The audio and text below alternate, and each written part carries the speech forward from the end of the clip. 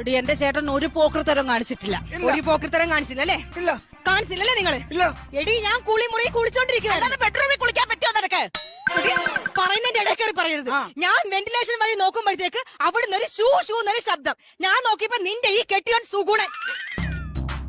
നീ മാറ്. റെഡി ചേട്ടാ, നിങ്ങൾ ഇവിടെ വെന്റിലേഷനിൽ കൂടെ ഷൂഷു വെച്ചോ? ഞാൻ ഷൂഷു വെച്ചിട്ടില്ല. എടി നീ ശരിക്കും ഓർത്ത് നോക്ക്. ഷൂഷു ആയിരുന്നോ ഷൂ ആയിരുന്നോ?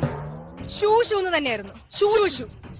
ചേട്ടാ സത്യം പറ, നിങ്ങൾ ഇവിടെ വെന്റിലേഷനിൽ പോയി ഷൂഷു വെച്ചോ?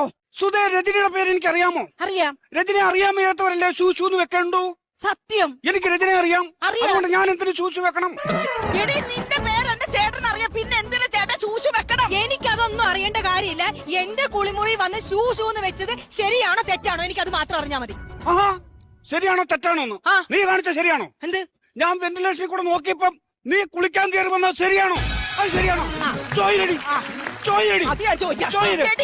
എന്റെ ചേട്ടൻ വെന്റിലേഷനിൽ കൂടെ നോക്കുന്ന സമയത്ത് മാത്രം നിനക്ക് കുളിക്കാൻ സമയമുള്ള എന്റെ ബാത്റൂമിൽ ഞാൻ ഇഷ്ടമുള്ള സമയത്ത് കുളിക്കും. ആരടി ചോദിക്കാൻ? അത് ന്യായം. അവിടെ ബാത്റൂം അല്ലേ, അവർക്ക് ഇഷ്ടമുള്ള സമയത്ത് കുളിക്കാം. ചേട്ടാ ഞാനൊരു കാര്യം പറയാം, ഇതിൽ എന്തെങ്കിലും സത്യം ഉണ്ടെങ്കിൽ ഞാൻ നിങ്ങളുടെ വീട്ടിൽ നിന്ന് പോകും. ഒന്നുമില്ലടേ. ഒന്നുമില്ലെന്ന് അപ്പോൾ നിങ്ങളെ കണ്ട് അയ്യോ